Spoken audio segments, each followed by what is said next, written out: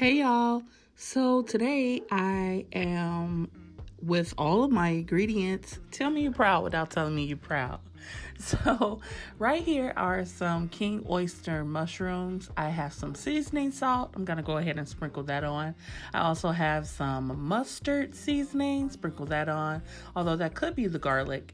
And this is some Italian seasoning, black pepper, as well as the mustard seasoning I mentioned. And of course, I cannot forget my turmeric. So once I go ahead and sprinkle all of those ingredients on, I'm going to go ahead and just start mixing these up with my hands.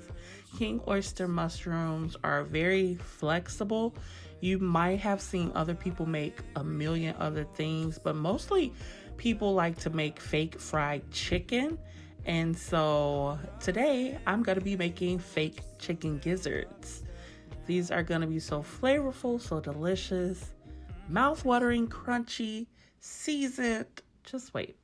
All right, so toss those. And then I have set up a egg wash and breading station here, sprinkling my oysters or oyster mushrooms into my egg. And then I had some fish breading there, and I also mixed it with a little bit of flour. I'm going to go ahead and drop these into my fryer. My fryer probably could have used a once over, but I also had just got through frying an earlier batch because my family, they're my biggest taste testers. But drop these in for about 10 minutes or less.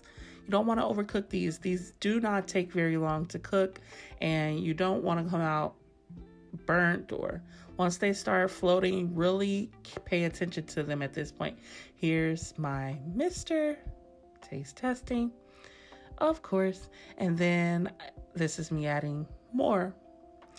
I tried to cook as many as I could. I think I only bought like 2 or 3 of these, so voila. This is the batch. Here you have it. Fully fried oysters in the form of chicken gizzard oyster mushrooms. Let me be clear. Oyster mushrooms in the form of chicken gizzards. Yum, yum, double yum. Here I am just moving really slowly as if to simulate a slow motion. No, honestly, this is a slow motion filter.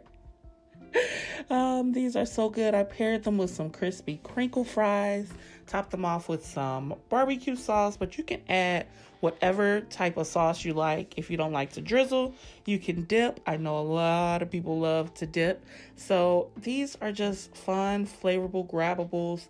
They can be used as an entree or the best appetizer. Be sure to drop a comment below. Let me know if you tried these. Let me know if you did something different, or if you followed the recipe entirely, or if you have tried these before or would like to try them.